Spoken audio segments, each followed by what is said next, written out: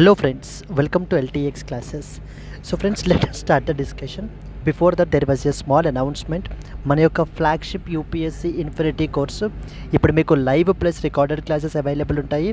So దీంట్లో మనకి GS prelims plus mains cover అవుతుంది, NCERT foundation, current affairs, CSAT, prelims test series, mains answer writing ఇవన్నీ కూడా cover అవుతాయండి మనకి.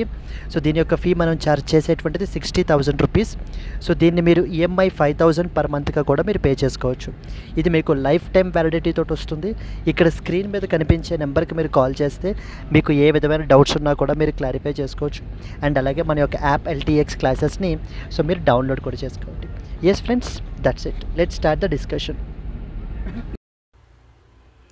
Hello friends, welcome to 7th May daily Hindu news analysis. ఈ వీడియోలో మనము 7th మే హిందూ న్యూస్ పేపర్లో పబ్లిష్ అయిన ఇంపార్టెంట్ ఆర్టికల్స్ని మనమైతే కనుక డిస్కస్ చేద్దామండి. Let's start the discussion. ఒకవేళ మీకు ఈ క్లాస్కి సంబంధించినటువంటి పీడిఎఫ్ కనుక కావాలి అనుకుంటే మన యొక్క ఎల్టీఎక్స్ ఐఏఎస్ టెలిగ్రామ్ ఛానల్లో మనకి అవైలబుల్గా ఉంటుంది. ఎక్కడి నుంచి మీరు డౌన్లోడ్ చేసుకోవచ్చు. So friends, one more important announcement ఏంటంటే మనము integrated test series plus mentorship for UPSC అయితే కనుక మనకి లాంచ్ చేయబడడం జరిగింది.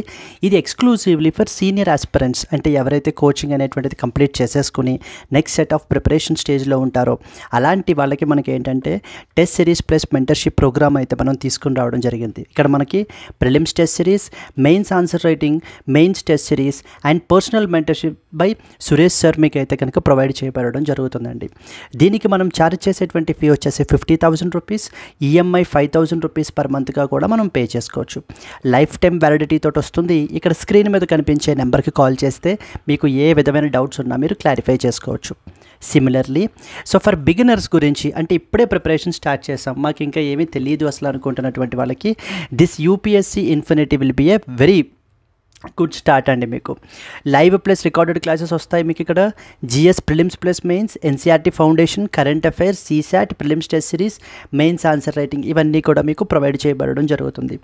దీనికి మనం ఛార్జ్ చేసేటువంటి ఫీ వచ్చేసి 60,000 రూపీస్, ఈఎంఐ 5,000 రూపీస్ పర్ మంత్గా కూడా పే చేయొచ్చు. లైఫ్ టైం వ్యాలిడిటీ తోటి వస్తుంది. ఇక్కడ స్క్రీన్ మీద కనిపించే నెంబర్కి మీరు కాల్ చేస్తే కనుక మీకు ఏ విధమైన డౌట్స్ ఉన్నా మీరు క్లారిఫై చేసుకోవచ్చు. Yes, let us start. మనకి చాలా ఎడిషన్స్ ఉంటాయండి. వాటిల్లో మనం ఏంటంటే కనుక Delhi edition of the Hindu newspaper నుంచి మనం ఏంటంటే కనుక ఆర్టికల్స్ని పిక్ చేసుకుంటున్నాము. First and foremost article, cashless treatment scheme for road accident victims was recently notified. Very very important article.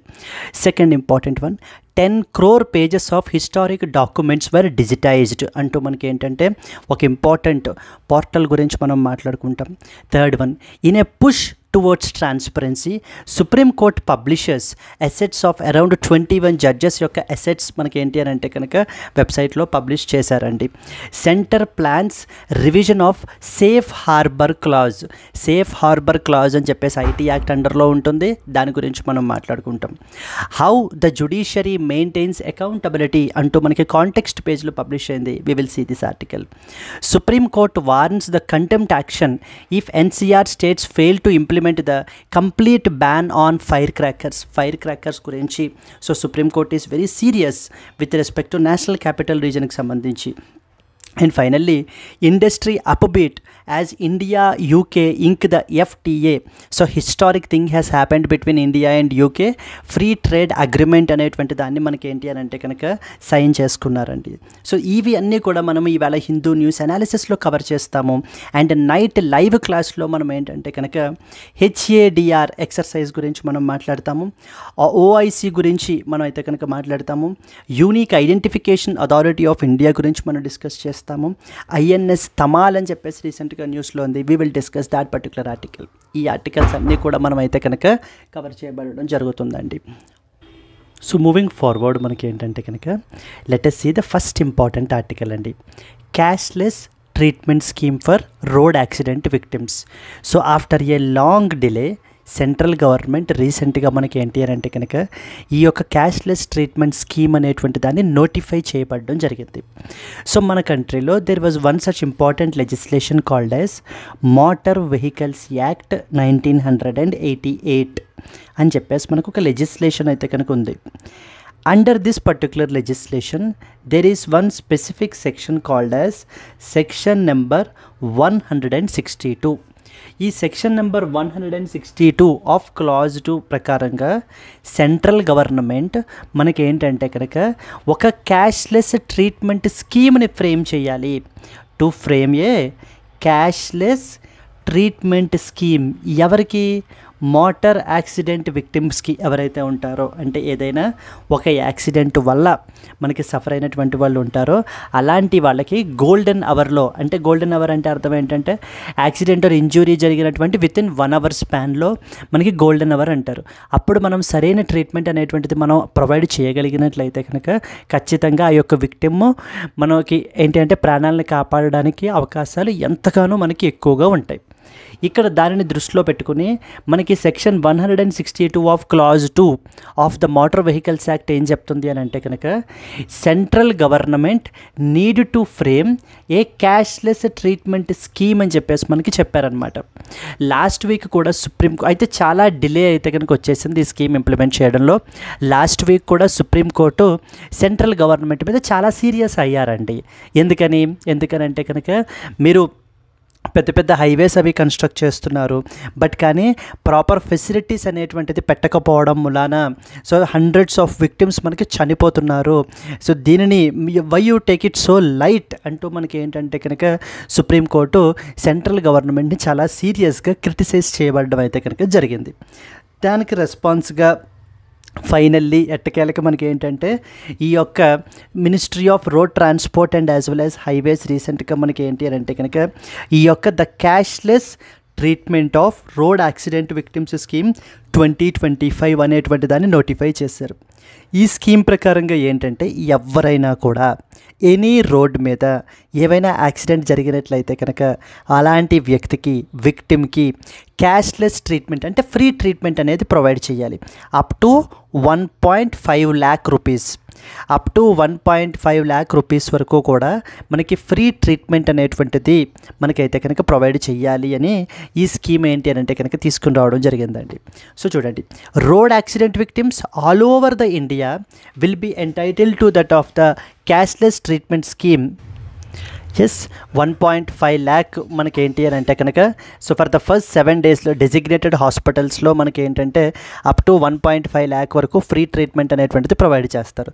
So దీని మూలాన మనకి దీనివల్ల ఏంటి అని అంటే కనుక ఆ గోల్డెన్ అవర్ టైంలో మనం ఏంటి అని అంటే కనుక ఆ పర్సన్కి కావాల్సినటువంటి రిక్వైర్డ్ మెడికల్ ట్రీట్మెంట్ అది కూడా అందజేయడం వల్ల సో మనం ఆ విక్టిమ్ని ప్రాణాలు కోల్పోకుండా కాపాడొచ్చు అంటూ మనకి ఏంటంటే ఈ స్కీమ్ని మనకి తీసుకుని వచ్చారండి.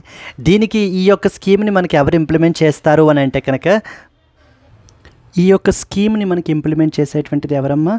నేషనల్ హెల్త్ అథారిటీ వాళ్ళు మనకి ఇంప్లిమెంట్ చేస్తారనమాట. Will be the implementing agency for this particular programme. So దీంతో పాటుగా మనకి కొన్ని ఇంపార్టెంట్ ఇంటర్నేషనల్ ఇనిషియేటివ్స్ కూడా ఉన్నాయి. అవి మనకి ఆర్టికల్లో మెన్షన్ చేయలేదు, బట్ కానీ మనకి వాటి గురించి తెలియాలి. ఎందుకంటే road accidents are the most common cause మనకి which are preventable as well. So దానికి సంబంధించి ఏంటి అనేటువంటి ఇంపార్టెంట్ పాయింట్స్ మనం చూద్దాం.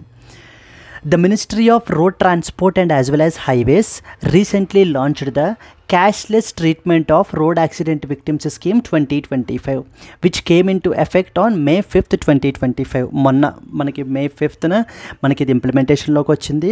To reduce the deaths because of due to the delayed medical care. అంటే సో ఏదైనా యాక్సిడెంట్ జరిగిన తర్వాతన వాళ్ళకి అందాల్సినటువంటి ప్రాపర్ మెడికల్ కేర్ అనేటువంటిది ఇమీడియట్గా అందకపోవడం మూలాన చనిపోయినటువంటి వాళ్ళని అలాంటి వాళ్ళ యొక్క సంఖ్య మనం తగ్గించాలి. We have to provide the treatment on time అంటూ మనకి ఏంటి అంటే ఈ ఆర్టికల్ని తీసుకుని వచ్చారండి. So that the victims of road accidents across India are eligible and they will be entitled to cashless treatment of up to about 1.5 lakh వరకు కూడా మనకి ఫ్రీ ట్రీట్మెంట్ అనేది ప్రొవైడ్ చేయబడడం జరుగుతుంది. యూపీఎస్సీ ఇక్కడ ఫ్రేమ్ మార్చేసి ఆ 1.5 lakh అనేది తీసేసి so they will make it as 5 lakh వరకు మనకి ఏంటి అని అంటే కనుక క్యాష్లెస్ ట్రీట్మెంట్ అనేటువంటిది తీసుకోవచ్చు అని చెప్పి మనకు చెప్తుంటారు. సో దిస్ ఈజ్ రాంగ్ అండి, బికాస్ ఓన్లీ 1.5 lakh మాత్రమే మనకి ఏంటంటే ట్రీట్మెంట్ అనేటువంటిది ప్రొవైడ్ చేయబడుతుంది. దట్ టు ఈ యొక్క స్కీమ్లో కవర్ అవ్వాలి అని అంటే which should the treatment need to be done with in first 7 days post accident. Accident జరిగిన తరువాతన 7 రోజుల లోపులోనే మనకేంటి అని అంటే కనుక ఆ యొక్క ట్రీట్మెంట్ అనేటువంటిది దట్ టు డెసిగ్నేటెడ్ హాస్పిటల్స్లో మనకి ఏంటి అని అంటే కనుక జాయిన్ అవ్వాలి. అప్పుడు మాత్రమే మనకి ఏంటంటే ఈ స్కీమ్ అండర్లో ఉన్నటువంటి బెనిఫిట్ అనేది పొందుతారనమాట, ఎవరైతే మనకి విక్టిమ్స్ ఉంటారో వాళ్ళు. ఆబ్జెక్టివ్ ఏంటి? To reduce the fatality which are caused by delay in medical attention after the road accidents. ఎవరు ఇంప్లిమెంట్ చేస్తున్నారు? National health authority will be the implementing agency. ఈ యొక్క స్కీమ్ అనేది మనకి ఏంటంటే కనుక ఈ యొక్క రోడ్ యాక్సిడెంట్ విక్టిమ్స్కి ప్రాపర్ టైమ్లీ మనకి ఏంటంటే మెడికల్ ఇంటర్వెన్షన్ అనేది ప్రొవైడ్ చేసి అండ్ స్ట్రెంగ్తన్ ద ట్రామా కేర్ని స్ట్రెంగ్తన్ చేయాలి అనేటువంటిది ఆలోచనతోటి ఎట్టకేలకి సెంట్రల్ గవర్నమెంట్ తన యొక్క ఆబ్లిగేషన్ అండర్ ఆర్టికల్ నెంబర్ 162 అయినటువంటి దాన్ని మనకి ఇంప్లిమెంట్ చేయబడడం జరిగింది. దీనికి సంబంధించినటువంటి రూల్స్ ఇంకా మనకి ప్రిస్క్రైబ్ చేయలేదు. డౌన్ ద లైన్ మనకి ఏంటంటే వాటిని కూడా తీసుకుని వస్తారండి. నౌ ఈ కాంటెక్స్ట్లో గ్లోబల్ ఇనిషియేటివ్స్ అసలు ఏమేమి ఉన్నాయి అంటే, రోడ్ యాక్సిడెంట్స్ని మనం ప్రివెంట్ చేసి రోడ్ సేఫ్టీని ప్రమోట్ చేయాలి, రోడ్ డెత్స్ని తగ్గించాలి, రోడ్ యాక్సిడెంట్స్ వల్ల జరిగేటువంటి డెత్స్ని తగ్గించాలి అంటూ కొన్ని ఇంటర్నేషనల్ ఇనిషియేటివ్స్ మనకి తీసుకోవడం జరిగింది. ఫస్ట్ అండ్ ఫార్మోస్ట్ మనకి ఏంటంటే something called as Brasilia declaration on road safety. 2015లో వే బ్యాక్ మనకి దీన్ని తీసుకుని వచ్చారు. సో బ్రెసిలియా డిక్లరేషన్ అనేటువంటి దాన్ని మనకి ఏంటంటే కనుక 2015లో మనకి సైన్ చేశారండి.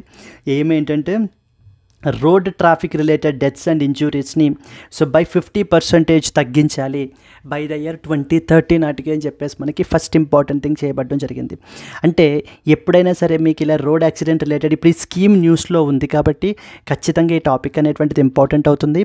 అక్కడ మీరు ఇంటర్నేషనల్ ఇనిషియేటివ్స్ కూడా మీరు కోట్ చేసినట్లయితే కనుక definitely that will be a value addition అనేటువంటిది అవుతుంది అనమాట. బికాజ్ ఎందుకంటే యావత్ ప్రపంచం మొత్తంగా కూడా దీన్ని రికగ్నైజ్ చేశారు. రోడ్ సేఫ్టీ అనేటువంటిది చాలా ఇంపార్టెంట్. సో దీని రోడ్ సేఫ్టీ వల్ల కలుగుతున్నటువంటి ప్రాణ నష్టాన్ని మనం ఏంటి అని అంటే కనుక తగ్గించాలి అని చెప్పి. సెకండ్ ఇంపార్టెంట్ ఆర్టికల్ మనకి 2021లో మనకి తీసుకొచ్చారు. 2021 నుంచి 2030 వరకు decade of action for the road safety అని చెప్పి ఈ ఎంటైర్ డెకేడ్ని మనకి ఏంటి అని అంటే కనుక decade of action for road సేఫ్టీగా మనకైతే కనుక తీసుకుని వచ్చారండి.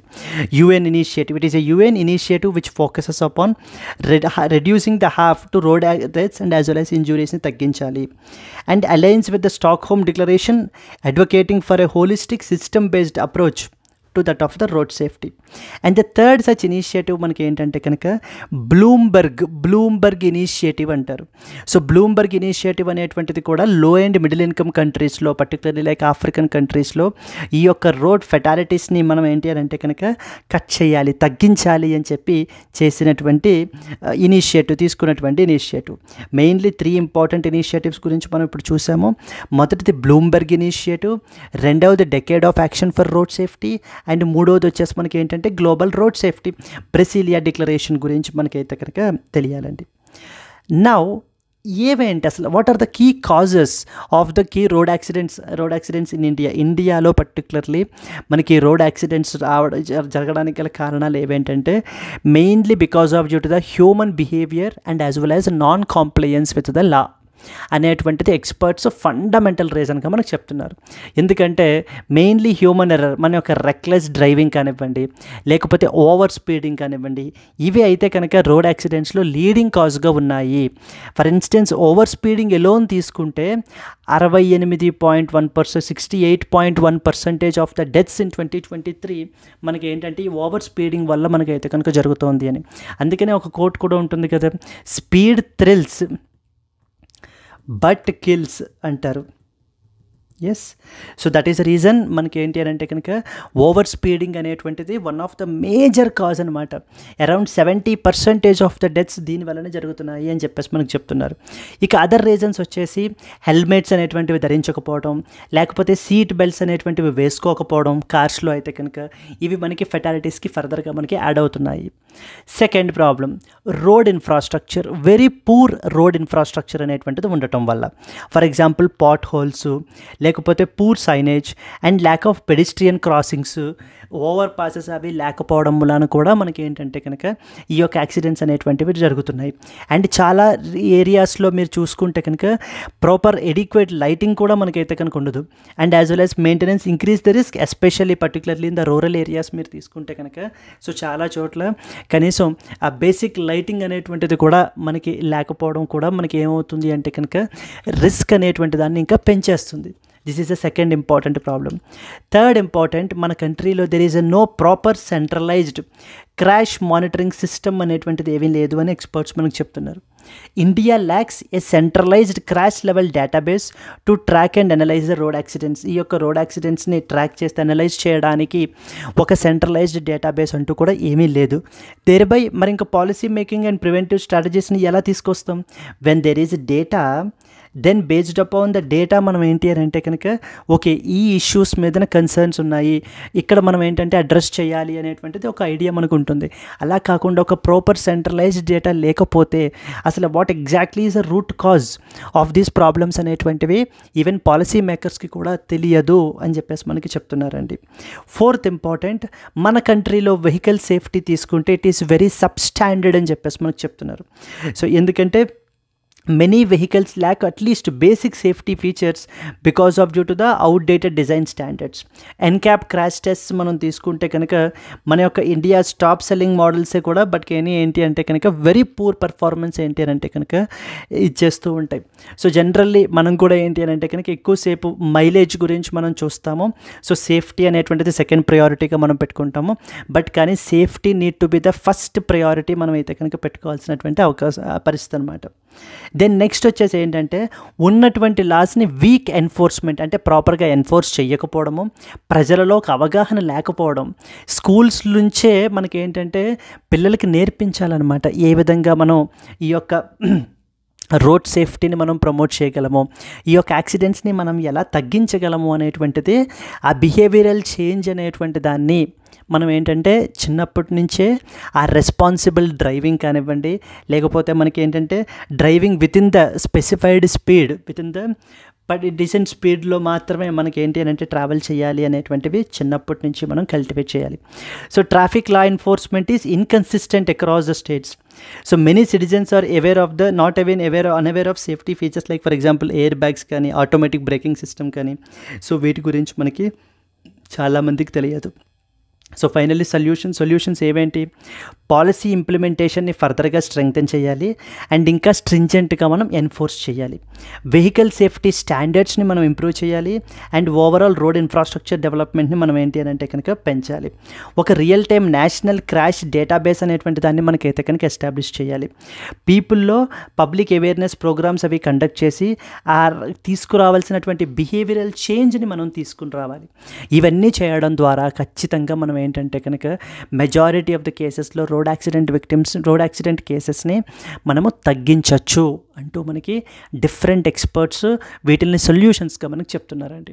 ఇవి మీరు ఏంటంటే ఇక్కడ ఛాలెంజెస్ కానీ లేకపోతే సొల్యూషన్స్ వే ఫార్వర్డ్ కానీ ఆర్ఎల్స్ గ్లోబల్ ఇనిషియేటివ్స్, ఇందాక మనం అనుకున్నాం కదా ఏమని బ్రెసిలియా డిక్లరేషన్ గురించి మాట్లాడుకున్నాము, దెన్ డెకేడ్ ఆఫ్ యాక్షన్ గురించి చెప్పాము, దెన్ బ్లూంబర్గ్ ఇనిషియేటివ్ గురించి మాట్లాడాము. ఇవన్నీ కూడా మీరు కోట్ చేయొచ్చండి.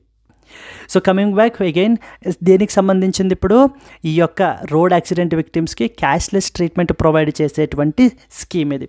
Definitely this is a very good scheme అండి. ఖచ్చితంగా మనకి ఏంటి అని అంటే కనుక ఆ గోల్డెన్ అవర్లో మనం కావాల్సినటువంటి టైమ్లీ ఇంటర్వెన్షన్ అనేది ప్రొవైడ్ చేయడం వల్ల మనం చాలా ప్రాణాలను మనం కాపాడచ్చు.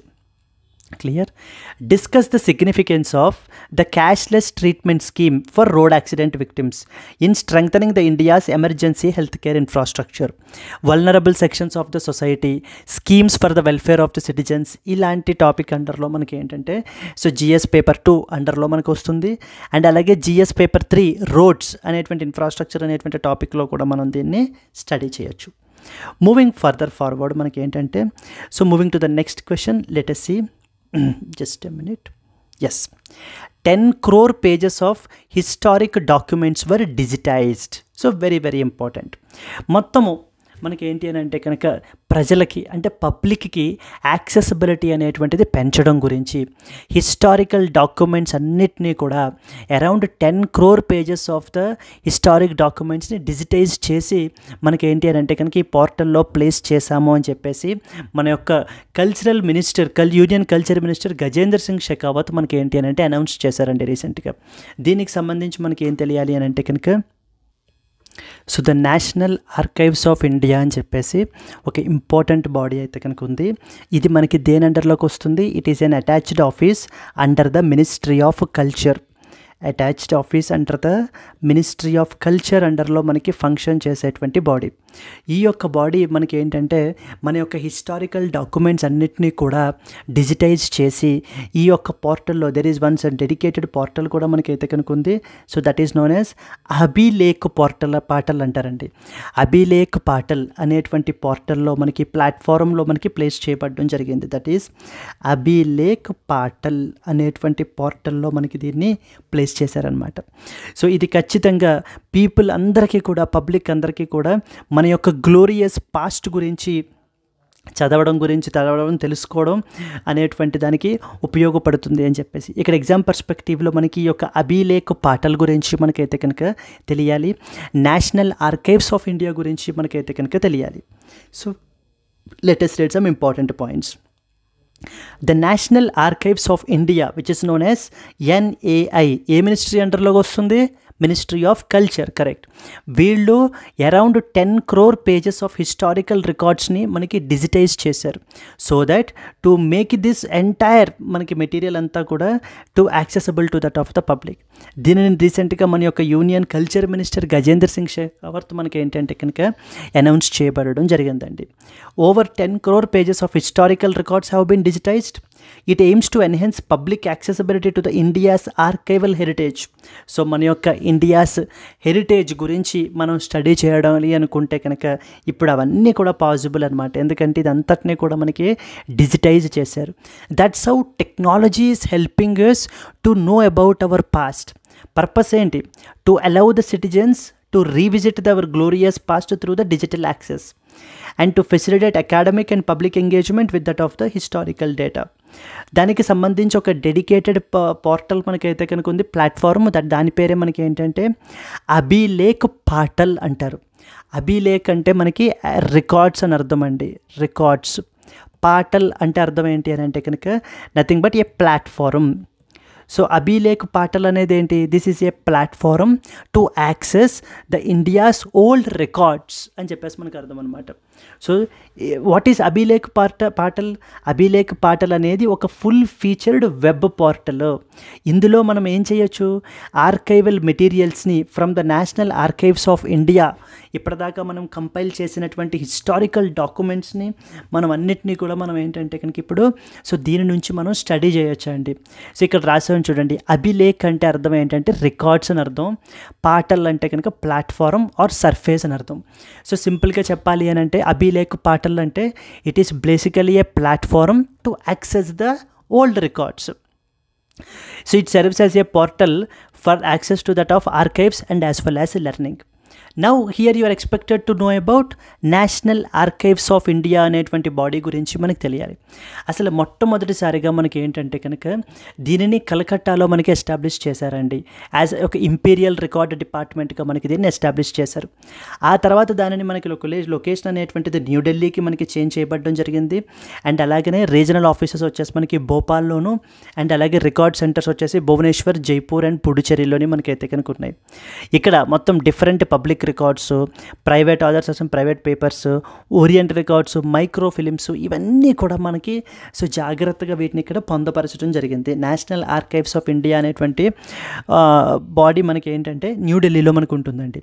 అండ్ ఏ మినిస్ట్రీ అండర్లో వర్క్ చేస్తారు? They work under the ministry of the culture, government of India అండర్లో మనకి ఫంక్షన్ చేసేటువంటి బాడీ అనమాట ఇది. క్లియర్? ఇది మెయిన్లీ ప్రిలిమ్స్లో అడుగుతారు అండ్ అలాగే మెయిన్స్లో GS paper 1 art and as well as culture అనేటువంటి టాపిక్లో మనకి అడిగేటువంటి అవకాశాలు మనకైతే కనుక ఉన్నాయి మనకి. Clear? Now moving forward let us see digitization of historical records is crucial for preserving our cultural heritage and enabling the inclusive public access.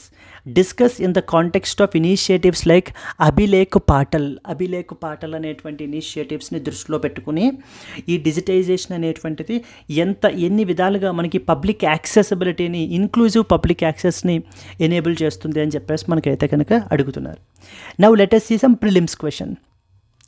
With reference to the Abhilekh Patal, consider the following statements. Number 1, it is a portal which is developed by National Archives of India for accessing the digitized archival records. Number 2, the term Patal is derived from the Sanskrit which means an underground vault anardham. third one, it allows both scholars and the general public to access historical documents online. Which of the above statements is or are correct statements అని చెప్పేసి మనకు అడుగుతున్నారు.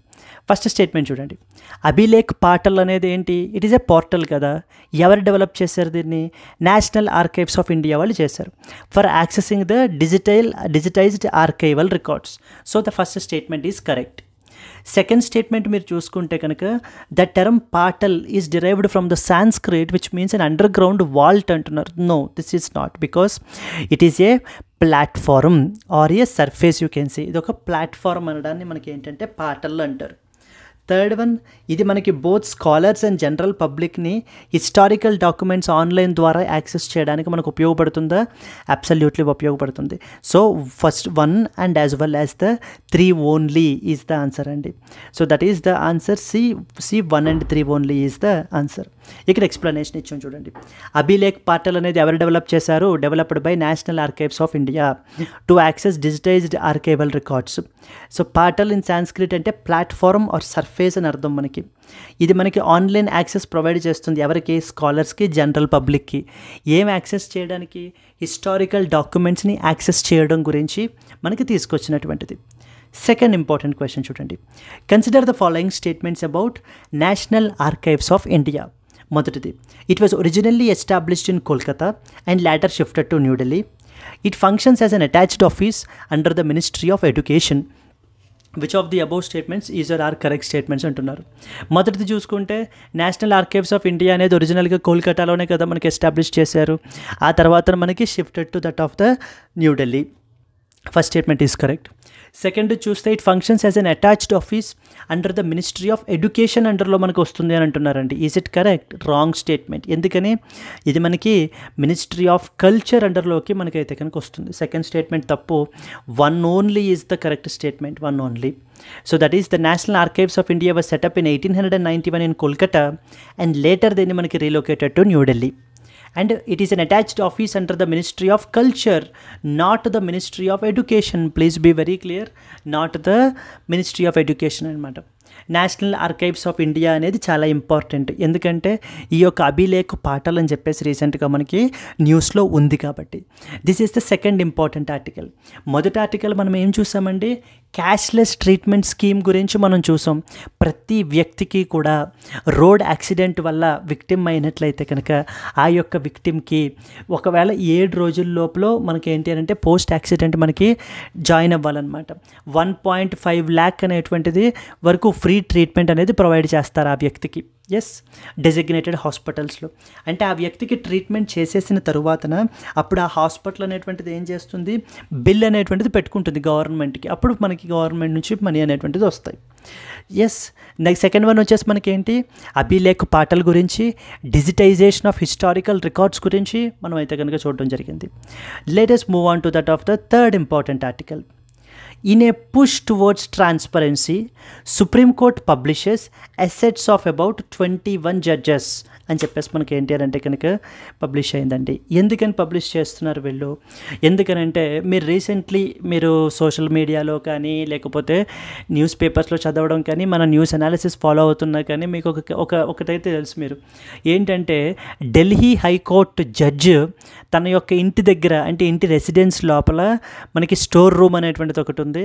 ఆ store రూమ్లో మనకి half burned అంటే సగం కాలిపోయినటువంటి నోట్ల కట్లు మనకైతే కనుక దొరికాయండి. అయితే that clearly raises transparency issues అనమాట.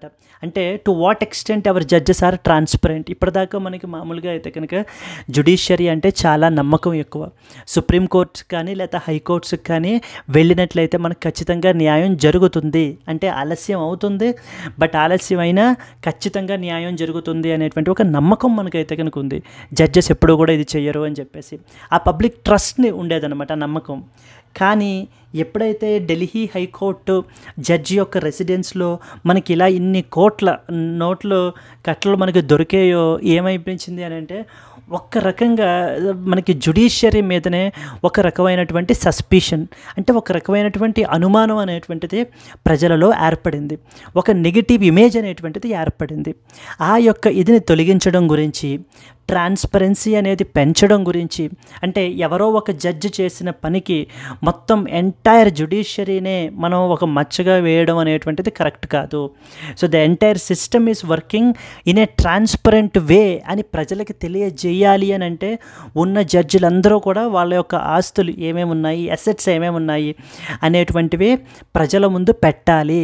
సో పెట్టినట్లయితే అప్పుడు ఒక క్లారిటీ ఉంటుంది, ప్రజలకు ఒక నమ్మకం ఏర్పడుతుంది. ఓకే, వీళ్ళెవ్వరూ ఎటువంటి కరప్షన్ రిలేటెడ్ ప్రాక్టీసెస్లోనూ ఇది చేయలేదు, ట్రాన్స్పరెంట్గా మన గురించి, మన కాన్స్టిట్యూషన్ని ప్రొటెక్ట్ చేయడం గురించి వర్క్ చేస్తున్నారు అనేటువంటి ఒక నమ్మకాన్ని మళ్ళా ప్రజలలో తీసుకురావడానికి మనకి ఏం చేశారంటే సుప్రీంకోర్టు యొక్క జడ్జెస్ అందరూ కూడా వాళ్ళ యొక్క ఎసెట్స్ని మనకి ఏంటంటే పబ్లిష్ చేస్తున్నారండి.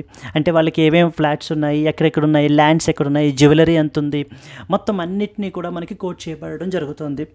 యాజ్ ఆఫ్ 33 సర్వింగ్ జడ్జెస్లో 21 జడ్జిలు మనకి ఏంటంటే కనుక వాళ్ళ యొక్క ఎసెట్స్ అన్నీ కూడా మనకి పబ్లిష్ చేయబడడం జరిగింది. Yes, so that is what this article is all about. ఇంకా మరికొన్ని రోజులలో మనకి ఏంటంటే మిగతా జడ్జెస్ కూడా డౌన్ ద లైన్ వాళ్ళ అసెట్స్ని కూడా పబ్లిష్ చేస్తారు. వన్స్ ఇదిలా అయిన తర్వాత మళ్ళీ వన్స్ సుప్రీంకోర్టే మరి చేసినప్పుడు ద నెక్స్ట్ లోయర్ కోర్ట్స్ అందరూ కూడా చేయాలి కదా, మొత్తం హైకోర్ట్స్ మొత్తం అందరూ కూడా, ఇంకా లోయర్ కోర్ట్స్ కూడా వాళ్ళ యొక్క అసెట్స్ ఎవరెవరేంటి అనేటువంటివి డిక్లేర్ చేయాలన్నమాట. అలా డిక్లేర్ చేయడం వల్ల ఏమవుతుంది, ప్రజలలో ఒక నమ్మకం పెరుగుతుంది, ట్రాన్స్పరెన్సీ అనేటువంటిది ఇంక్రీజ్ అవుతుంది. సుప్రీంకోర్టు మీద, ఓవరాల్ జ్యుడిషియరీ మీదన మనకి ఏంటంటే మరలా ఆ ట్రస్ట్ అనేటువంటిది ఫామ్ అవుతుంది అనేటువంటి ఉద్దేశంతో మనకి ఇలా చేస్తున్నారు. Yes, in a push towards transparency supreme court publishes the assets of 21 judges. Because ఎందుకంటే కొన్ని ఇన్స్టిట్యూషన్స్ ఉంటాయండి, పబ్లిక్ ఇన్స్టిట్యూషన్స్, అవి ప్రజలు ఏంటంటే చాలా ఇదిగా నమ్ముతారనమాట. వాళ్ళు సో చాలా జెన్యూన్గా మనకి ఏంటి అని అంటే కనుక ట్రాన్స్పరెంట్ వేలో వర్క్ చేస్తారు, చెయ్యాలి అని చెప్పేసి. For example chief election commission, or rather than saying chief election commission, it is better to say election commission of India. Election commission of India మనకి మన కంట్రీలో ఫ్రీ, ఫెయిర్ అండ్ ట్రాన్స్పరెంట్ వేలో మనకి ఎలక్షన్స్ అనేటువంటిది కండక్ట్ చేయాలి అనుకుంటుంటాం మనం. Transparent election conducting body, elections అనేటువంటివి conduct చేయాలి అంతే తప్ప గవర్నమెంట్ తోటి కొల్యూడ్ అయిపోయి మనకి ఏంటి అని అంటే కనుక ఎటువంటి మాల్ ప్రాక్టీసెస్ చెయ్యకూడదు అని నమ్ముతుంటాం మనం. అలా నమ్మేటువంటి ఇన్స్టిట్యూషన్స్లో ఎలక్షన్ కమిషన్ ఆఫ్ ఇండియా ఒకటి. దెన్ ద సెకండ్ ఇన్స్టిట్యూషన్ వచ్చేసి we have something called as CAG అని పిలుస్తాం. కాగ్ అంటే controller and as well as auditor general. ఈ బాడీ కూడా మనకి ఏంటంటే కనుక controller and as well as auditor general, ఈ బాడీ కూడా మనకి ఏంటంటే అంతే ట్రాన్స్పరెంట్గా వర్క్ చేయాలి. బికాజ్ ఏం చేస్తుంది ఈ బాడీ, మనకి ఫైనాన్షియల్ అకౌంటబిలిటీ అనేటువంటి దాన్ని ఇది చేస్తుందన్నమాట. అందుకనే మనకి కాగ్ని ఏమని పిలుస్తాము, గార్డియన్ ఆఫ్ పబ్లిక్ పర్సన్ పిలుస్తారండి. Which of the following institutions is also referred to as guardian of public person అంటూ ఉంటారు. CAG is known as the guardian of public person. Next వచ్చేసి మనకి ఏంటంటే అది అయిపోయిన తర్వాత third important judiciary. So that is Supreme Courts and as well as High Courts and the lower judiciary. So ఎప్పుడు కూడా మనకి కోర్ట్స్ మీద చాలా నమ్మకం ఎక్కువ అన్నమాట. ఖచ్చితంగా మనకి న్యాయం జరుగుతుంది. Clear? So that is were this things.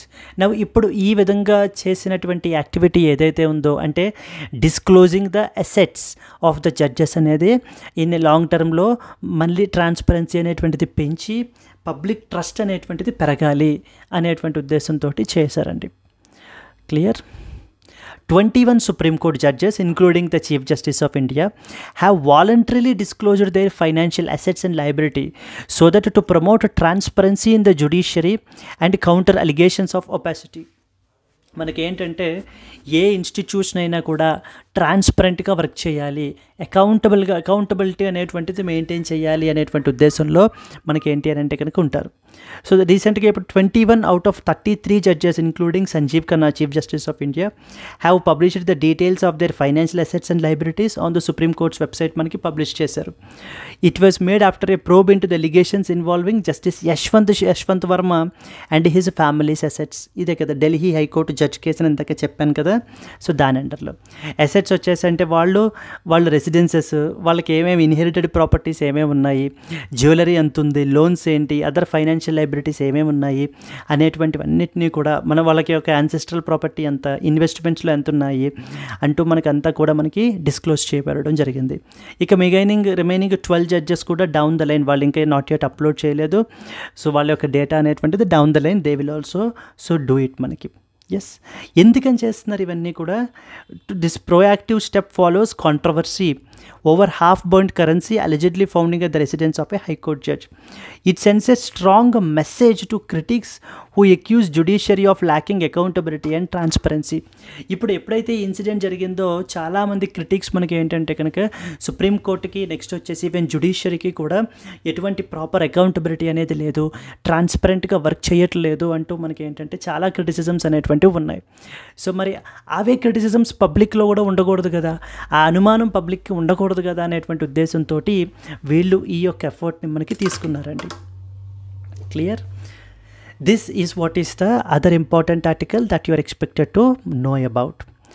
This will strengthen the disclosure principle of judicial responsibility in a democratic setup.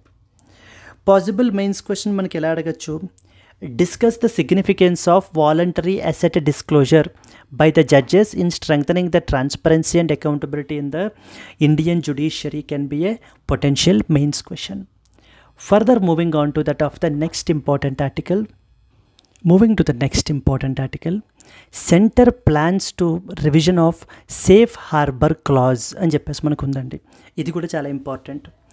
ఇప్పుడు మనకి ఈ ఆర్టికల్ దేనికి సంబంధించింది అని అంటే కనుక safe harbour principle or safe harbour clause అంటూ ఉంటారు. ఇది దేనికి సంబంధించింది అని అంటే కనుక ఇప్పుడు సోషల్ మీడియా కంపెనీస్ ఉన్నాయా, లైక్ ఫర్ ఎగ్జాంపుల్ ఫేస్బుక్ కానివ్వండి, లేకపోతే ట్విట్టర్ కానివ్వండి. సో ఈ సేఫ్ హార్బర్ ప్రిన్సిపల్ అనేటువంటిది మనకి ఏంటి అని అంటే కనుక section number 79 of the IT act అండర్లో మనకి దీని గురించి మెన్షన్ చేయబడడం జరిగింది. Section number 79 of IT act 2000. ఇక్కడ అడుగుతారండి, safe harbour principle or safe harbour clause is often seen recently in the news. It is associated with which of the following legislations అని చెప్పి డిఫరెంట్ లెజిస్లేషన్స్ మనకి ఇస్తూ ఉంటారు. Like for example మనకి ఏంటంటే కనుక ఆప్షన్స్ ఎలా ఇస్తారంటే ఐటీ యాక్ట్ 2000 అని, నెక్స్ట్ వచ్చేసి మనకి ఏంటంటే NDPS, that is narcotic drugs and psychotropic substances ఉంది కదా మనకి, ఎన్డీపీఎస్ యాక్ట్ 1985. దెన్ నెక్స్ట్ వచ్చేసి మనకి we have another important thing called as environment protection act 1986. Then we have another important, that is Prevention of Corruption Act. ఈ safe harbour clause అనేటువంటిది ఎందులో మనకి mention చేయబడింది అని అడుగుతూ ఉంటారు. ఐటీ యాక్ట్ 2000లో మనకి మెన్షన్ చేశారు. పర్టికులర్లీ ఏ సెక్షన్ అండి? Section number 79. ఏం చెప్తుందంటే ఎనీ ఇంటర్మీడియరీ వాళ్ళు మనకి ఏంటంటే కనుక ఇప్పుడు జనరల్గా ఇప్పుడు ఇంటర్మీడియరీస్ అంటే ఎవరు లేరు. ఫర్ ఎగ్జాంపుల్ ఫేస్బుక్ కానీ లేకపోతే ట్విట్టర్ కానీ వీళ్ళందరూ కూడా మనకి ఏంటంటే వీళ్ళని ఇంటర్మీడియరీస్గా మనం పిలుస్తాం. వాళ్ళ యొక్క ఛానల్స్లో అంటే వాళ్ళ యొక్క ప్లాట్ఫారమ్స్ మీదన ఎవరైనా ఒక యూజర్ ఒక కంటెంట్ పోస్ట్ చేశాడు అనుకోండి, అంటే ఒక పోస్ట్ పెట్టాడు, లేకపోతే ఒక వీడియో పెట్టాడు, లేకపోతే ఒక రీల్ పెట్టాడు. సో ఇలా చేసినప్పుడు మనకి ఏంటంటే ఆ కంటెంట్ అనేది ఫర్ ఎగ్జాంపుల్ అన్లాఫుల్గా ఉంటే, అంటే ఇల్లీగల్గా ఉంటే కనుక ఆ కంటెంట్ అనేటువంటిది, దెన్ మనము మరి ఫేస్బుక్ని లేకపోతే ట్విట్టర్ని లేకపోతే ఇన్స్టాగ్రామ్ని వాళ్ళని మనం ప్రాసిక్యూట్ చేస్తామా ఆ పోస్ట్ గురించి? అంతే, ఆర్ లేకపోతే వాళ్ళకి ఆ లైబిలిటీ అనేటువంటిది ఉండదా? సో జనరల్లీ సెక్షన్ నెంబర్ 79 మనకి ఏం ప్రొవైడ్ చేస్తుందంటే వీళ్ళకి ఆ యొక్క ప్రొటెక్షన్ అనేటువంటిది ఇస్తుంది. ఎవరికి? ఇన్స్టా కానీ ఫేస్బుక్ కానీ ట్విట్టర్ కానీ వాళ్ళ ప్లాట్ఫారమ్స్లో యూజర్ ఎవరైనా ఏదైనా అఫెన్సివ్ కంటెంట్ అనేటువంటిది పెట్టినట్లయితే కనుక దానికి బాధ్యత వాళ్ళ మీద, ఆ లైబిలిటీ అనేది వాళ్ళ మీద పెట్టదు. అంటే that is what is safe harbour clause అనమాట. కానీ ఒకవేళ మనకి ఏంటి అని అంటే కనుక గవర్నమెంట్ ఒకవేళ దాన్ని తీసేయమన్నప్పుడు, లేదా అది అన్లాఫుల్ కంటెంట్ అని వాళ్ళకి నోటిఫై చేసినప్పుడు ఇమీడియట్గా వాళ్ళు ఏం చేయాలి, యాక్షన్ అనేటువంటిది తీసుకోవాలి. వాళ్ళ ప్లాట్ఫామ్ మీద అన్లాఫుల్ కంటెంట్ ఉంది అని చెప్పేసి, అంటే దానిని బ్లాక్ చేయడం, రిమూవ్ చేయడం, ఇలాంటివి మనకి ఏంటి అని అంటే కనుక సో చేయాలండి. నౌ ఇప్పుడు మనకి ఏంటంటే ఈ యొక్క సేఫ్ హార్బర్ ప్రిన్సిపల్ని మరలా రీవిజిట్ చేయాల్సినటువంటి పరిస్థితి అయితే కనుక ఉంది. ఎందుకంటే ఫేక్ న్యూస్ అనేటువంటిది విపరీతంగా పెరిగిపోతుంది. ఎస్పెషల్లీ పహల్గామ్ టెర్రర్ అటాక్ తర్వాతన యూట్యూబ్ చాలా మనకి ఈ యొక్క గవర్నమెంట్ మనకి చాలా యూట్యూబ్ ఛానల్స్ని మనకైతే కనుక బ్లాక్ చేయబడడం జరిగిందండి, because of spreading the fake news అని చెప్పేసి మనకైతే కనుక చెప్తున్నారు. Clear? Let us read some important points associated with this. The Ministry of Information and Broadcasting is planning to revise the safe harbor provisions for intermediary platforms to curb the spread of fake news, making the platforms more accountable for user generated contents. అంటే ఈ యొక్క ప్లాట్ఫామ్స్ని ఇంకా accountable చేసే విధంగా, so that వాళ్ళ ప్లాట్ఫామ్స్లో users ఏవైనా offensive content అనేటువంటిది post చేస్తే కనుక వాళ్ళు ఇమీడియట్గా దానికి సంబంధించి యాక్షన్ అనేటువంటిది తీసుకోవాలి. So what is safe harbour clause? డైరెక్ట్గా మెయిన్స్లో మీకు క్వశ్చన్స్ అడగచ్చు ఐటీ యాక్ట్ అండర్లో, లేకపోతే ప్రిలిమ్స్లో సింపుల్గా సేఫ్ హార్బర్ క్లాజ్ అని చెప్పి రీసెంట్గా న్యూస్లో ఉంది, దేనికి సంబంధించిందని కూడా అడగచ్చు. ఇది సెక్షన్ నెంబర్ 79 ఆఫ్ ఐటీ యాక్ట్కి సంబంధించిందండి. దీని అండర్లో ఇంటర్మీడియరీ ప్లాట్ఫామ్స్ అంటే like for example social media companies, they will not be held liable for content that is posted by users if they follow the government guidelines. So government చెప్పినటువంటి గైడ్లైన్స్ని follow అయినప్పుడు, అంటే ఒకవేళ తీసేయాలి అన్నప్పుడు, లేదా అది అన్లాఫుల్ కంటెంట్ అని చేసినప్పుడు దాని మీద ఏదైనా యాక్షన్ తీసుకోవడము, ఇలాంటివన్నీ చేస్తూ ఉంటే కనుక అప్పుడు వాళ్ళకి ఆ సేఫ్ హార్బర్ ప్రిన్సిపల్ అనేటువంటి అండర్లో ప్రొటెక్ట్ చేయబడతారు. This immunity is a termed as that of safe harbour. Now the government ఇప్పుడు ఏంటంటే ఫేక్ న్యూస్ అది కూడా పెరిగిపోవడం మూలాన, especially after the security incidents like Pahalgam terror attack తర్వాతన మనకి ఇంటర్నెట్లో ఫేక్ న్యూస్ అనేటువంటిది విపరీతంగా స్ప్రెడ్ అవుతుంది. సో దానిని కంట్రోల్ చేయడం గురించి మరలా ఈ యొక్క సేఫ్ హార్బర్ క్లాజ్ని రీవిజిట్ చేద్దాం అనుకుంటున్నారండి. ఓకే, సో దట్ మనకి ఏంటంటే ఈ యొక్క ఫేక్ న్యూస్ యొక్క స్ప్రెడ్ అనేటువంటిది తగ్గించడం గురించి. Clear? Now moving forward, a new law is also being considered to tackle the fake news with a broader consultation and as well as consensus.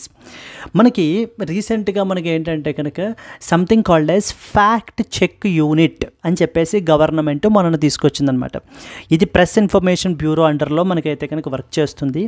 ఈ fact check unit ఏం చేస్తుందంటే, ఇప్పుడు గవర్నమెంట్కి ఎగెనెస్ట్గా ఎవరైనా కూడా ఏదైనా ఫేక్ న్యూస్ స్ప్రెడ్ చేస్తూ ఉంటే కనుక డెఫినెట్లీ ఈ ఫ్యాక్ట్ చెక్ యూనిట్ అనేది ఏం చేస్తుందంటే కనుక ఆ యొక్క కన్సర్న్డ్ ప్లాట్ఫామ్, అంటే ఏ ప్లాట్ఫామ్ మీద నా కంటెంట్ పోస్ట్ చేయబడిందో వాళ్ళకి నోటిఫై చేస్తుంది, బాబు మీ మీదన మీ ప్లాట్ఫారంలో ఈ ఇల్లీగల్ కంటెంట్ అనేది పోస్ట్ చేయబడడం జరిగింది, గవర్నమెంట్కి సంబంధించి ఫేక్ న్యూస్ అయితే కనుక మనకి స్ప్రెడ్ చేస్తుంది, దయచేసి ఆ పోస్ట్ని రిమూవ్ చేసేయండి అని ఈ ఫ్యాక్ట్ చెక్ యూనిట్ ఏం చేస్తుంది, ఆ కన్సర్న్డ్ ప్లాట్ఫామ్కి మనకు చెప్తుంది. అంటే దీని ద్వారా, ఈ ఫ్యాక్ట్ చెక్ యూనిట్ ద్వారా గవర్నమెంట్ ఏం చేయాలనుకుంటుందంటే కనుక గవర్నమెంట్కి సంబంధించి ఎవరు కూడా ఫేక్ న్యూస్ అనేది డిస్ట్రిబ్యూట్ చేయకుండా ఉండడానికి, పీపుల్ని ఎవరూ మిస్లీడ్ చేయకుండా, అంటే తప్పుదోవ పట్టించకుండా ఉండడానికి గవర్నమెంట్ ఈ స్టెప్ తీసుకుంటున్నాను అని చెప్పిందండి. కానీ దీనిని మనకి ఏంటంటే ఈ ఫ్యాక్ట్ చెక్ యూనిట్ని బాంబే హైకోర్టులో మనకి ఏంటంటే కనుక పిటిషన్ వేశారు. బాంబే హైకోర్టు ఏం చేసిందంటే ఈ ఫ్యాక్ట్ చెక్ యూనిట్ని కొట్టేసింది, స్ట్రైక్ ఆఫ్ చేసేసింది అనమాట.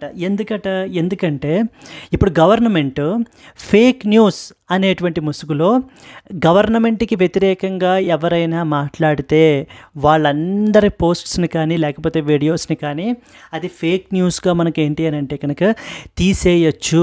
అంటే కంప్లీట్లీ ఇంకా ఫ్రీడమ్ ఆఫ్ డిసెంట్ అనేటువంటి దాన్ని మనకి సప్రెస్ చేసేస్తుంది గవర్నమెంట్ అని చెప్పేసి, ఇది ఖచ్చితంగా ఫ్రీడమ్ ఆఫ్ స్పీచ్ అండ్ ఎక్స్ప్రెషన్ని మనకైతే కనుక వైలేట్ చేస్తుంది. ఎందుకు ఓన్లీ గవర్నమెంట్కి సంబంధించిన ఫేక్ న్యూసే తీసేయాలి, మరి మిగతావి సంబంధించినవి కూడా చూడాలి కదా అంటూ మనకి బాంబే హైకోర్టు కొన్ని క్వశ్చన్స్ అడిగి దీనిని స్ట్రైక్ ఆఫ్ చేశారు. దాన్ని అపోజ్ చేస్తూ వీళ్ళు సుప్రీంకోర్టులో స్పెషల్ లీవ్ పిటిషన్ అయితే కనుక మనకి ఫైల్ చేయబడడం జరిగిందండి. సో చూడండి, the government supports giving the statutory status to fact check unit for verifying the fake news related to government schemes and as well as plans.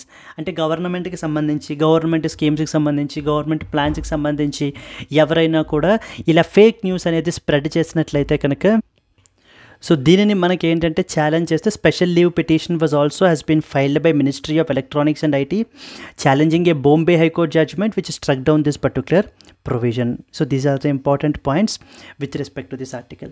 ఇక్కడ చూడండి, should the safe harbour protection under the IT act be revised in the context of rising fake news and digital misinformation critically examine can be a potential question మనకి ఇక్కడ. ఓకేనా, safe harbour principal ఏం చెప్తుంది, ఈ companies, social media companies ఏవైతే ఉన్నాయో వాటిని మనం ఏమనాలి, ఇంటర్మీడియరీస్ అనాలి. ఆ ఇంటర్మీడియరీస్ వాళ్ళ ప్లాట్ఫామ్స్లో ఏదైనా కూడా ఎవరైనా యూజర్ అంటే ఎవరండి, ఇప్పుడు మీరు, నేను, ఇలా మనలాంటి యూజర్స్ ఏదైనా కంటెంట్ పోస్ట్ చేస్తే కనుక దానికి బాధ్యత వహించాల్సింది, అంటే దాని యొక్క లయబిలిటీ అనేటువంటిది ఆ కంపెనీ మీద, ఆ ఇంటర్మీడియట్ మీద ఉండదు. ఎప్పటి వరకు ఆ ప్రిన్సిపల్ ఉంటుందంటే, ఎప్పటి వరకు ఉంటుందంటే గవర్నమెంట్ ఒకవేళ ఆ కంటెంట్ అది అన్లాఫుల్ అని చెప్పినప్పుడు ఆ యొక్క ఇంటర్మీడియరీ ఏం చెయ్యాలి, దానికి సంబంధించి యాక్షన్ అనేటువంటిది తీసుకోవాలి.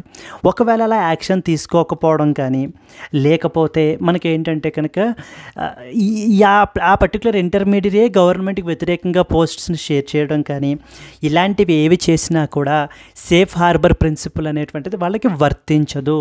ఈ సేఫ్ హార్బర్ ప్రిన్సిపల్ ఎక్కడ మెన్షన్ చేశారు, సెక్షన్ నెంబర్ 79 ఆఫ్ ఏ యాక్ట్, ఐటీ యాక్ట్ అండర్లో మనకి మెన్షన్ చేయబడడం జరిగిందండి. So clear, this is what is the article that you are expected to know about. Now moving on to that of the next important article. How the judiciary maintains accountability అంటూ మనకు ఒక important article publish అయిందండి. ఈ యొక్క ఆర్టికల్లో మనకి దేని గురించి మాట్లాడుతున్నారు అని అంటే కనుక, రీసెంట్గా మనకి the vice president of India, that is the second highest constitutional office, the vice president Jagdeep Dhankhar మనకి కొన్ని ఇంపార్టెంట్ రిమార్క్స్ అనేటువంటివి మనకి చేశారు. ఏమని, సుప్రీంకోర్టు అనేటువంటిది సో మనకి సూపర్ పార్లమెంట్గా మనకైతే కనుక యాక్ట్ చేస్తుంది. అండ్ అది మనకి ఏంటి అని అంటే కనుక the other organs, that is executive and as well as legislature యొక్క ఆర్గాన్స్లో కూడా ఎన్క్రోచ్ అయిపోయి మనకి ఏం చేస్తున్నారు అని అంటే కనుక, సో వీళ్ళు సెపరేషన్ ఆఫ్ పవర్స్ని మనకి ఏంటంటే కనుక వైలేట్ చేస్తున్నారు అంటూ మనకి చాలా రిమార్క్స్ అయితే మనకి వైస్ ప్రెసిడెంట్ మనకి చేయబడడం జరిగింది. దానిని చేస్తూ కౌంటర్ చేస్తూ మనకి ఈ యొక్క ఆర్టికల్లో మనకైతే కనుక రాశారు. ఏమని అని అంటే కనుక, ఎగ్జిక్యూటివ్, లెజిస్లేచర్, జ్యుడిషియరీ, ఈ 3 ఆర్గాన్స్ కూడా మనకి ఏంటంటే సెపరేషన్ ఆఫ్ పవర్స్ ద్వారా, అంటే ఎవరి పవర్స్ వాళ్ళకు ఉండి ఎవరి రోల్స్ వాళ్ళకైతే కనుక ఉన్నాయి. బట్ ఎప్పుడైతే ఇప్పుడు రీసెంట్గా మనకి ఇప్పుడు for example president of India మీరు తీసుకున్నా, లేకపోతే గవర్నర్ ఆఫ్ ఏ స్టేట్ మీరు తీసుకున్నా, వాళ్ళ మీద ఏంటి కాన్స్టిట్యూషనల్ ఆబ్లిగేషన్ ఉంది. కాన్స్టిట్యూషన్ని ప్రొటెక్ట్ చేయాలి అండ్ కాన్స్టిట్యూషనల్ డ్యూటీస్ని ఫుల్ఫిల్ చేయాలి. ఫర్ ఎగ్జాంపుల్ ఆర్టికల్ నెంబర్ 111 ప్రకారంగా మనకి ప్రెసిడెంట్ ఆఫ్ ఇండియా మనకి పార్లమెంట్ పాస్ చేసినటువంటి బిల్స్కి అసెంట్ అనేటువంటిది తెలపాలి. అండ్ అలాగనే గవర్నర్ కూడా మనకి ఆర్టికల్ నెంబర్ 200 ప్రకారంగా స్టేట్ లెజిస్లేచర్ మనకి పాస్ చేసినటువంటి బిల్స్కి అసెంట్ అనేటువంటిది ప్రొవైడ్ చేయాలి. ఒకవేళ ఇవి ప్రొవైడ్ చెయ్యకపోతూ ఉంటే, వీళ్ళు ఇక్కడ డిలే చేస్తూ ఉంటే మనకి ఈ యొక్క పార్లమెంట్ పాస్ చేసిన లా కానీ, లేకపోతే స్టేట్ లెజిస్లేచర్ పాస్ చేసినటువంటి లా కానీ మనకి ఏంటి అని అంటే కనుక డిలే అయిపోతుంది. అది పీపుల్ యొక్క డెసిషన్. అది మరి ఆ పీపుల్ యొక్క డెసిషన్ని వీళ్ళు ఆపేస్తూ ఉంటే కనుక ఖచ్చితంగా దేర్ విల్ బి ఏ మనకి డెమోక్రసీకే మనకి ఇంపాక్ట్ ఉంటుంది. అలాంటి పరిస్థితుల్లో కోర్టు ఇన్వాల్వ్ అయ్యి ఒక టైం లైన్ అనేది ప్రిస్క్రైబ్ చేయడం అనేటువంటిది అందులో ఎటువంటి తప్పు లేదు. సో అని చెప్పేసి మనకి ఏంటి అని అంటే కనుక మాట్లాడడం జరుగుతుందండి ఈ ఆర్టికల్లో. అండ్ అలాగనే ఒకవేళ జడ్జెస్ ఆఫ్ సుప్రీం కోర్టు వాళ్ళ యొక్క పరిధి దాటిపోయి వర్క్ చేస్తూ ఉంటుంటే కనుక, లేదా బియాండ్ వాళ్ళ యొక్క కాన్స్టిట్యూషనల్ మ్యాండేట్ని దాటుతూ ఉంటే కనుక, దెన్ ఎలాగనో పార్లమెంట్కి పవర్ ఉంటుంది, వాళ్ళని రిమూవ్ చేయగలిగేటువంటి power. So through that particular way మనకి ఏంటి అంటే జడ్జెస్ని అకౌంటబుల్ చేయొచ్చు అంటూ మనకి ఏంటంటే ఈ ఆర్టికల్లో మనకి చెప్పబడడం జరిగిందండి. How the judiciary maintains accountability అనేటువంటి దానికి. సో ఇక్కడ సింపుల్గా మీరు చెప్పాలంటే మనకి 3 ఆర్గాన్స్ ఉంటాయి కదా, executive, legislature and as well as judiciary. ఈ 3 ఆర్గాన్స్ కూడా ఇన్ సింక్రనైజేషన్గా సెపరేషన్ ఆఫ్ పవర్స్ అని చెప్పేసి మనకైతే కనుక ఉంటాయి. సెపరేషన్ ఆఫ్ పవర్స్ అంటే ఎవరి రోల్ వాళ్ళకి మనకైతే కనుక ఉంటుందన్నమాట. ఒక ఆర్గాన్ ఇంకొక ఆర్గాన్లోకి ఎన్క్రోచ్ అవ్వకూడదు. అండ్ అలాగనే ఒక ఆర్గాన్ ఇంకొక 2 ఆర్గాన్స్ని డామినేట్ చేయకుండా we also have the checks and as well as balances అనేటువంటివి కూడా మనకైతే కనుక ఉన్నాయి. కాబట్టి ఇక్కడ సుప్రీంకోర్టుని మనం తప్పు పట్టడం అనేటువంటిది కరెక్ట్ కాదు. అండ్ అలాగనే vice president of India second highest constitutional పొజిషన్లో ఉండి ఇలా సుప్రీంకోర్టుని ఈ విధంగా రిమార్క్స్ చేయడం అనేటువంటిది పీపుల్లో ఒక రాంగ్ సిగ్నల్ని పంపిస్తుంది. కాబట్టి చాలా కాషియస్గా, చాలా జాగ్రత్తగా వ్యవహరించి మాట్లాడాలి. అన్నెసెసరీ రిమార్క్స్ అనేటువంటివి చెయ్యకూడదు అంటూ మనకి ఏంటంటే ఈ ఆర్టికల్లో మనకి చెప్పబడడం జరిగిందండి. How the judiciary maintains accountability అనేటువంటి ఆర్టికల్లో. Now moving on to that of the next important one. Moving to the next one. Supreme court warns the contempt action if NCR states fail to implement the complete ban on firecrackers. So supreme court మరలా మనకి ఏంటంటే కనుక ఈ యొక్క NCR అంటే national capital region అని అర్థం. National capital region అండర్లో ఉండేటువంటి స్టేట్స్ అందరికీ కూడా మనకి ఒక డైరెక్షన్ అనేటువంటిది ఇష్యూ చేశారు. ఏమని, మొత్తం అన్ని స్టేట్స్ కూడా ఈ ఫైర్ క్రాకర్స్ని మేము ఆల్రెడీ బ్యాన్ అనేటువంటిది ఇంప్లిమెంట్ చేసాం. ఇప్పుడు దీనిని ఎవరైతే who fail to implement this particular ban, immediately వాళ్ళ మీద కంటెంప్ట్ యాక్షన్ అనేటువంటిది తీసుకోవాల్సినటువంటి పరిస్థితి అయితే కనుక ఉంటుంది. అంటే కోర్టు ఆర్డర్ని మనకి ఫాలో అవ్వకపోవడాన్ని కంటెంప్ట్ అని చెప్పేసి మనకైతే కనుక పిలుస్తూ ఉంటారు. 2 డిఫరెంట్ టైప్స్ ఆఫ్ కంటెంప్ట్ ఉంటాయి. For example civil contempt, next వచ్చేసి క్రిమినల్ కంటెంప్ట్ అని చెప్పేసి. ఇక్కడ చూడండి, the supreme court on Tuesday directed the governments of Uttar Pradesh, Rajasthan, Haryana to ensure a scrupulous ban on firecrackers in the areas falling under the National Capital Region and warned that any failure would attract the contempt. So ఎవరైనా సరే ఏ state అయినా కూడా implement చెయ్యకపోతే ఆ state మీదన contempt proceedings అనేటువంటివి తీసుకోవాల్సినటువంటి పరిస్థితులు అయితే కనుక ఉంటాయి. కాబట్టి దయచేసి ఈ యొక్క ఫైర్ క్రాకర్స్ బ్యాన్ అనేటువంటి దాన్ని స్ట్రిక్ట్లీ ఇంప్లిమెంట్ చేయండి. ఎవ్వరూ కూడా ఈ యొక్క ఫైర్ క్రాకర్స్ని ప్రొడ్యూస్ చేయడం కానీ, స్టోర్ చేయడం కానీ, సేల్ చేయడం కానీ చెయ్యకూడదు అని చెప్పేసి మనకి సుప్రీంకోర్టు మనకి ఏంటి అంటే కనుక చెప్పబడడం జరిగింది. ఎందుకంటే ఈ యొక్క ఫైర్ క్రాకర్స్ వల్ల పొల్యూషన్ లెవెల్స్ అనేటువంటివి ఇంకా విపరీతంగా పెరిగిపోతున్నాయి మనకి ఈ యొక్క ఢిల్లీలో పర్టికులర్లీ. అందుకని ఈ డెసిషన్ అనేటువంటిది మనకి తీసుకున్నారండి. So this is what this article is all about. Moving on to that of the next one. Moving to the next one, industry upbeat as India UK ink the free trade agreement. Very very important అండి. India and as well as UK రీసెంట్గా ఈ యొక్క FTA అంటే అర్థం ఏంటమ్మా, మనకి free trade agreement అనేటువంటి దాన్ని మనకి సైన్ చేసుకున్నారు.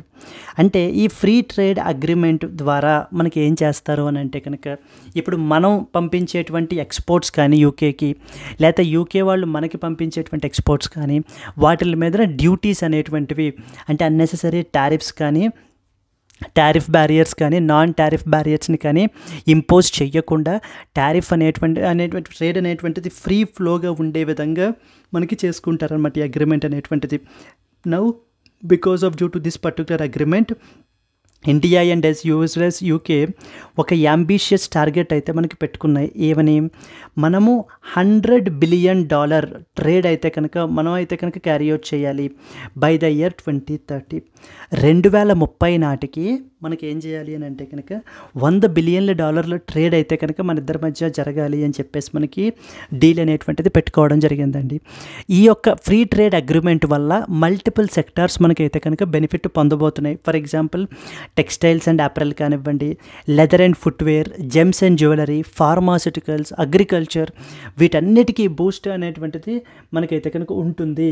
సో దీని మూలాన మనకి India and as well as UK మధ్యన ట్రేడ్ రిలేషన్స్ అనేటువంటివి కూడా ఇంకా ఫర్దర్గా స్ట్రెంగ్తన్ అవుతాయి అంటూ మనకి ఏంటి అని అంటే కనుక ఈ ఆర్టికల్లో మనకి కోట్ చేస్తున్నారు. ఇక్కడ మీరు చూసుకుంటే ఈవెన్ మనము India and United states of America తోటి కూడా something called as BTA, bilateral trade agreement అనేటువంటి దాన్ని మనం కూడా సైన్ చేస్తున్నాం. అక్కడ మనకి టార్గెట్ ఏంటంటే $500 billion target by the year 2030 నాటికి మనం అచీవ్ చేయాలి అని చెప్పేసి మనం పెట్టుకోవడం అయితే కనుక జరిగిందండి. రీసెంట్గా ఇండియా ఏ కంట్రీ తోటి ఫ్రీ ట్రేడ్ అగ్రిమెంట్ అనేటువంటి సైన్ చేసింది అంటూ మనకి ఇస్తూ ఉంటారు. యూకే తోటి మనం అయితే కనుక సైన్ చేసాము. ఎప్పుడైతే దీని మూలాన మన ఎక్స్పోర్ట్స్ కూడా మనకి ఏంటంటే ఫ్రీ ట్రేడ్ అగ్రిమెంట్ వల్ల బెనిఫిట్ పొందుతాయి. ఎందుకంటే మెజారిటీ ఆఫ్ ద ఎక్స్పోర్ట్స్ మీద కూడా జీరో డ్యూటీ, అంటే ఎటువంటి ట్యాక్సెస్ ఇంపోజ్ చేయబడవు. మరి ఎప్పుడైతే ట్యాక్సెస్ ఇంపోజ్ చేయబడవో ఏమవుతుంది, వాళ్ళ యొక్క మార్కెట్స్లోకి మన గూడ్స్ కాంపిటేటివ్ వేలోనే మనకైతే కనుక ఉంటాయి. మనకి హ్యూజ్ మార్కెట్ అనేటువంటిది మనకైతే కనుక ఉంటుందండి. Clear? This is what is the next important article, that is India and as well as UK. So they ink the free trade agreement. ఇక్కడే చెప్తున్నారు చూడండి, sectors that are set to benefit include textiles and apparel, leather and footwear, gems and jewellery, pharma, agriculture. And it is expected to create large opportunities for Indian firms, significantly boost the bilateral trade and attract the key investments. ఇన్వెస్ట్మెంట్స్ని కూడా మనకి ఏంటి అని అంటే కనుక attract చేయొచ్చు. Trade relations అనేవి ఇంకా strengthen అవుతాయి ఇండియా అండ్ యూకే మధ్యన. Definitely this is a very positive మనకి ఏంటి అంటే forward looking thing that has happened between India and as well as UK. Clear? This is what is the other important article that you are expected to know about. And moving on to that of the next one. Yes, and coming to the today's question, National Archives of India (NAI) is an attached office which works under A. Ministry of Education, B. Ministry of Culture, C. Ministry of Women and Child Development, and D. Ministry of Commerce and Industry. If you know the answer, please comment your answer and like if you have liked the video, please do like it and share it to your friends as well. Let's meet again in the next Hindu news analysis. Until then, happy learning. All the best. Bye bye.